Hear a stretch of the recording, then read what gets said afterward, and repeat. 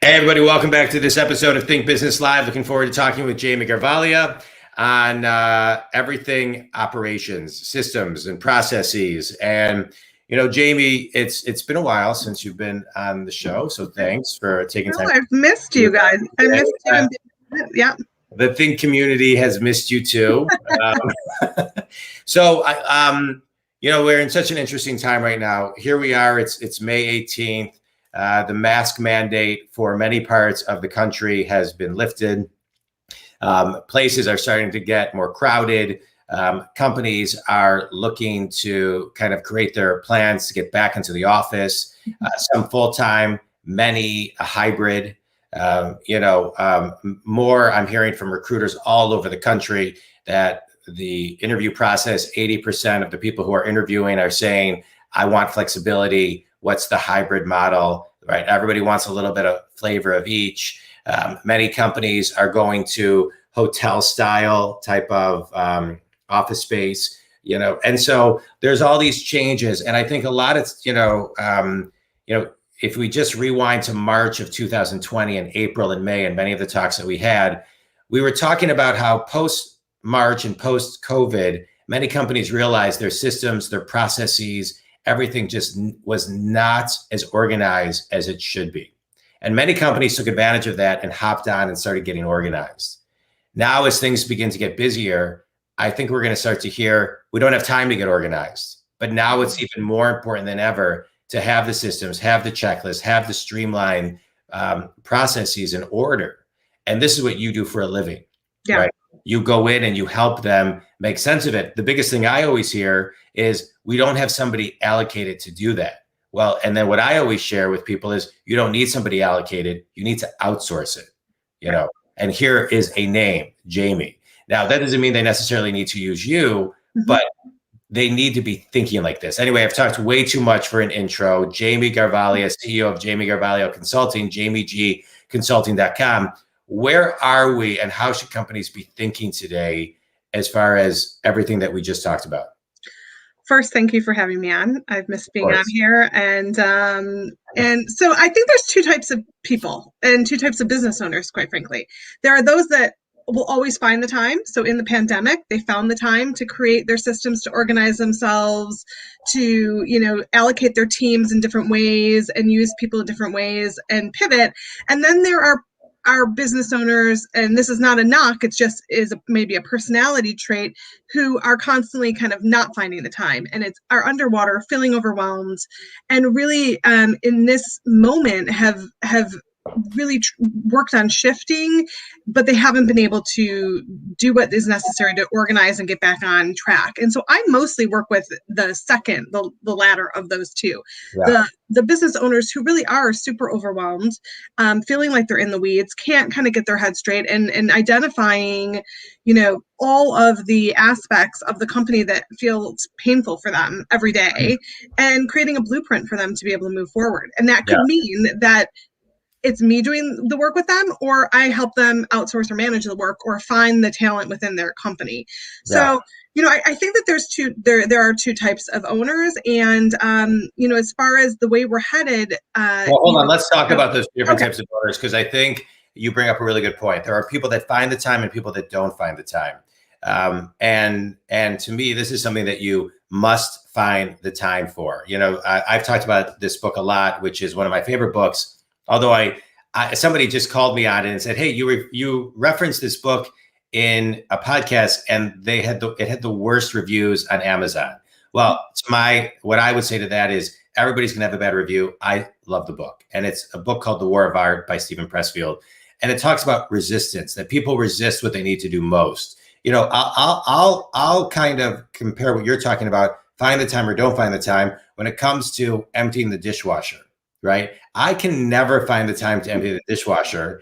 And my wife, Joanna, always say like, well, is this clean or dirty? And I'll say, I don't know. I think it's clean. But I seem to never be able to find the time because it's just something I hate doing. Sure. Right? And I tell myself, I know I should do it. Right? So, which I do sometimes. But I'm just saying, I'm just pointing out something that we hate to do, but know we should do. Yeah. And so we have to kind of build that muscle. And so I want to just talk for a minute to the people who intentionally don't find the time, right? Because it takes a mindset to not find the time. And so how do they shift their mindset to see, okay, I need to forecast 3 months out, 3 years out. And if I don't make the time, then it's gonna affect my business in a major way.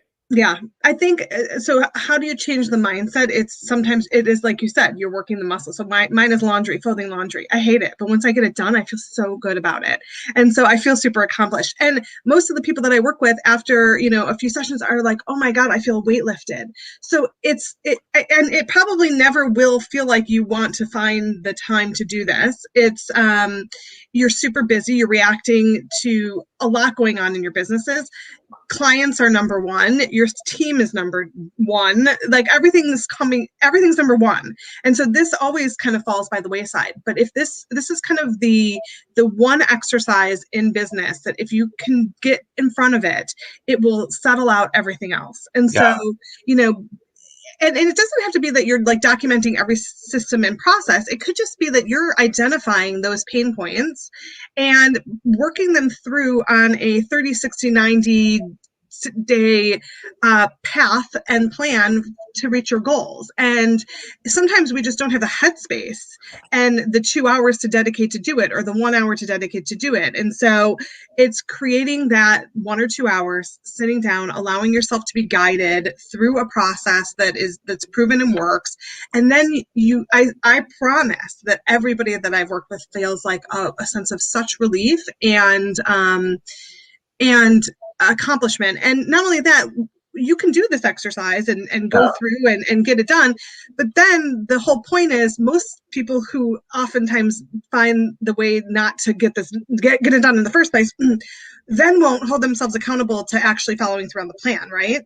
So allowing yourself to know that you need help being held accountable, to seeing past that 30, 60, 90 days to get that plan of action, get that blueprint accomplished. And that's kind of what I help with. Yeah. I think it's really important as I'm listening to you talk, the importance of people mapping out, okay, and I'm just going to use the time frame of 3 months for right now. Okay, 3 months from now, if I do this, this is what success will look like, and this is what failure will look like. And this is my action plan of what I need to do. Here's who owns X, Y, and Z pieces of it. And here are mini micro deadlines along the way. I think that's really, really important. So to me, it's about not just kind of like jumping in blindly, but giving markers along the way, and saying, okay, this is what I want to kind of get off my plate by next week, and by next week, and by next week. Because I think what we've all seen is, we've been in this, I think many are saying we are now in the endemic of the pandemic, how quickly 14, 15 months, once it's over, goes. Right. I mean, while we're going through it, it's like having a newborn. It seems, what do they say? The days are short, the days are long, the years are short, or something. Right? And so now, to that person who understands that they need to draw out success and work backwards from there, to the people who actually find the time. Now let's talk to that group, because that group has more of a pioneering, front and center mindset to take action, not only for themselves, but their company, their people. And I'm not going to say that they care more about their people, but they care more about creating a culture and environment, and are taking it more seriously to get things in motion, to make things easier for people so they know what to do next, et cetera. So talk to that group and what they're doing and the ripple effect it has of what they're doing. Yeah, that group understands that at the outset, it may be a couple hours of their time or more, a little bit more, but that really these types of projects or initiatives within your company are not done by you in the long run, right? Yeah. You're finding the tools and the people to get them done. So the long-term gain of the short-term time that you spend clearing your plate for a little bit, they understand that pushes through, and that in the long run, this is not like multiple projects on them, multiple, strategies or implementing new processes and systems are not on them solely. It's just about defining it that's on them, to spend the time to define it. And once it's defined, there are so many tools and so many people ready to jump and help you. And back to your first point of, as we're going back, it's the endemic, which I've never heard, but I like that term, and hopefully that's true. As offices look different and as people are trying to figure out how to not only manage teams hybrid style, or getting back in the workplace, or just staying remote, all three of those options, there's a lot that goes into each one of those. So being able to set aside the time to make a plan, to be conscious about the things that you decide for your team, to get your team in the fold of being part of the conversation. And that might mean, do we get more laptops so that people can take them to and from work? I mean, little things that can make a big change in the long run, and listening to your team for what their pain points are, in addition to finding out what your pain points are as you move through this process of the new workplace. Yeah, I love what you're talking about. I want to rewind one thing you said, which is you work with people, and one of the main things they need to do, their responsibility when they work with you, is to define what they do. Yes. And I think a lot of times business people, entrepreneurs, they do so much in a day, they actually have a harder time than they think defining all the little nuanced things, which is even more of a reason why they need you, because if they can't articulate it and define it clearly, then they're not getting their message or delegating as effectively as they could. Mm-hmm. So sometimes leaders, for an example, what I see in organizations are, they will always say, things don't go from me to my managers to the people my managers are managing the way I want it to be, translated. Mm-hmm. Well, it's because you're it could be a management issue for sure, but you may not be as clear or as tight and as concise. So this is a really good exercise on many levels to really define what you do, to find out where you're unclear, and that lack of clarity has a ripple effect and is creating issues within the organization as a whole. Yeah, one of the first things that I do on one of my strategy sessions is we do we talk about your pain points. We really go through that and figure out what needs to happen in order to, work through that. But then we do a very high level workflow and it can be a workflow of your position. It could be a workflow of a department. It could be a workflow of, everything from when, somebody answers the phone to when they service a client. And we look at the entire process and map it out on a chart. And then we see, where are the gaps? Who needs to know what? Where can we shift what you're doing and give it to somebody else? That where are you holding on? Where do you need to release? So it's this high level overview that helps see how everything works together, and then determine what you need to hold on to, what you can release, and where the gaps are. Yeah, I love it. Yeah. All right. So now a company works with you, Jamie. You have multiple different ways of working with you: a breakthrough strategy, business operations, consulting, right? And so I love what you're talking about, when it comes to the breakthrough strategy, because I've seen it happen with clients that you've worked with. It really is a breakthrough because of, I think, like you said earlier, just it getting off their shoulders. I see, like with my own clients, as they begin to get things off their shoulders and make sense of things, it accelerates the amount of time that they have, open in their day to actually do what they love to do. Right. So define kind of what a client experiences as they go through a breakthrough strategy with Jamie. Well, so oftentimes people will initially call me and have like a litany of, I'm feeling super swamped and overwhelmed. I don't have enough staff. I feel like my sales team isn't trained. Whatever it may be, like big and little pieces of the puzzle that are just weighing on them. And we kind of write that out and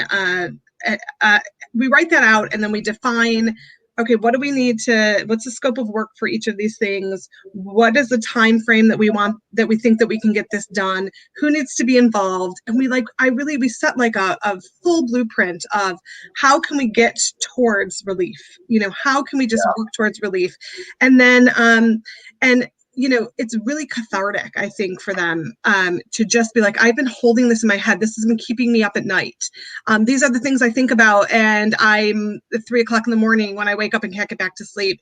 And sometimes when you just get it out and then let somebody else kind of hold it and say, okay, I got this with you, and we'll do that big high level workflow so you can see everything from a kind of a bird's eye view. And then what we do is we meet every week. It could be for 15 minutes. And I say, okay, how are your projects going? What am I supposed to be doing for the ongoing work? Who at your team have you delegated with? What do we need to cross off our list? What are we continuing to push forward and roll over? So it's an accountability factor also. So the strategy sessions really, it's almost like business therapy in a sense, with a full action plan, which is what people I think really need, to be able to just kind of like let it all out. Yeah. And then there's the kind of the relief or the breakthrough. Well, and I think also the breakthrough, and I see it in my business too, and there's a lot of we work together on many companies, and I think one of the things that I see get in many people's way is they struggle because they keep on trying to do the same thing over and over again that isn't working. And that's just the definition of insanity, right? And expecting different results. And asking for help is so difficult for so many business people because they think rationally they're very intelligent people and successful and they've done so much, but now they're just kind of stuck in just the muck of it, right? And so what I always find is most people are closer to the breakthrough than they think they are. And so can you kind of talk about that? Like I'll be talking to a client and they'll say, especially in the first time I talk to them, I just feel so, disconnected, far away, but really they're like just 1% away. They're very close. They've got a lot of the tools. They just need it restructured, reorganized, new ideas, know what to put on the shelf, what to hold off on. So just kind of talk about that proximity, of where they are and where they need to be and how close it really is, regardless of how they feel. Yeah, I think that business owners get they feel like, okay, they've created this baby company, this company of theirs that is their child, right?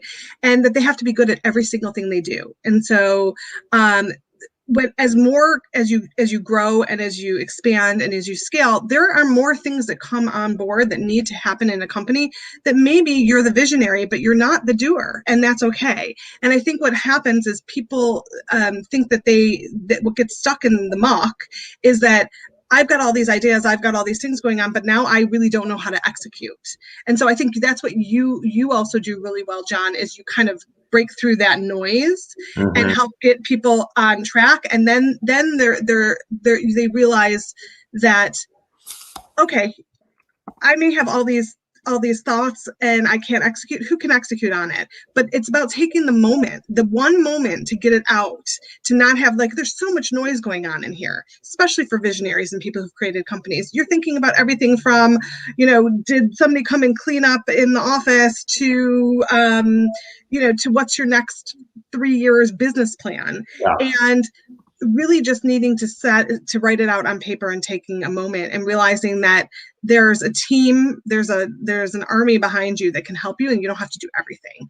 And I think that's where the breakthrough happens, and realizing that you're really only an inch away from relief in that sense. Yeah, I love it. All right, Jamie, tell everybody who your ideal client is and how they can connect with you. I can meet anybody in anywhere that they may be. So my ideal client are business owners that are really feeling overwhelmed and kind of in the weeds, and just need somebody to help walk them through and navigate with them.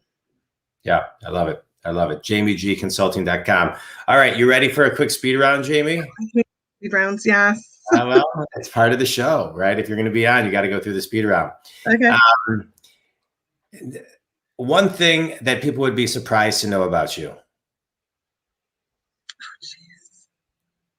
Oh geez, but I love to be outdoors all the time. So. All right. Finish this sentence. One thing I learned post-pandemic is that this too shall pass. Right? Everything is just for one moment. Yeah. As an entrepreneur, one thing I do to tap into my courage is? I try to be consistent on meditating. Okay. And last question. What are you reading, and what's one of your most recent favorite books? I'm really into Joe Dispenza right now, Dr. Joe Dispenza, Oh, everything that he has going on. So I am heavy into reading. He's got 1,000 books. So yeah. I'm reading his work right now. Wow. His work is great. Yes, it really is. Is he Ho'oponopono? Ho'oponopono? Yeah. I don't know what that is. I think he may be what did I say it was? Ho'oponopono? Ho'oponopono. Yeah, it's great. It's a whole book I read about. I think it may be him. I can't remember, but it's like it's a whole philosophy that came out of like a Hawaiian philosophy of letting things go. And it's like, I don't know. He's becoming supernatural, like, yeah. Oh, I have never heard about that part of his work. Pono. Let's see who wrote the book. I can't remember. Anyway, it's a great book. Text me that later. We'll look at it later. Anyway, Jamie, appreciate you being on the show as always and talking about the power of systems, the power of being organized. A couple final thoughts I have. I think, you talk about there's two types of clients, ones that find the time and ones that don't find the time. You really, Think Community, you really want to be the ones that find the time. These are very important things, what Jamie's talking about. I talk to my clients a lot about creating systems, processes, and then Jamie actually goes in and actually sits with them and actually creates the documents. And it's really, really important. Short-term pain to kind of get through it because you got to define things, but really long-term gain. Not only what Jamie was talking about for now, but for the long-termness of the culture. People will understand what to do, especially in this hybrid world. Define success, define failure, and really get out there and think about the systems, the processes, how things are streamlined, and do people know what to do? Jamie, any final thought? My final thought is that, consistency as business owners, you want yourself to be throughout every bit of your company. And so getting these things written out and documented and kind of getting organized is your legacy and your consistency throughout your company as you scale. I love it. And my final thought is, Think Community, we all need a roadmap in our life. And that roadmap is what actually allows us to be more courageous because we can mentally prep for what that next step is or what that next thing on the checklist is that may be easy or difficult, where I say to myself or somebody within my company says, you know what, that next step, I'm not sure what to do. So I need to reach out to a mentor instead of just skimming it over. It gives us, it kind of is like, it infuses our own punctuation within a business by knowing where the periods are and knowing where the commas are to pause where we need to grow and we need to learn. And I think a lot of companies need a comma right now because they need to pause and really do a lot of the things, Jamie, that you're talking about, because everybody in the entire company benefits. So I think that's huge. I think Community, if Jamie can help you, please reach out to her, Jamie G, Jamie G consulting.com. And if any of you want to download a free copy of my book, The Think Big Movement, or How to Think Big 100-page ebook for free, please check out johndwoskin.com and download that and enjoy it. Jamie, can't thank you enough for being on the show. We'll have you back real soon. And thanks for educating everybody on really what they need to do to grow their company for the long term. Thanks so much. Thanks for having me, John. Think Community, thanks as always.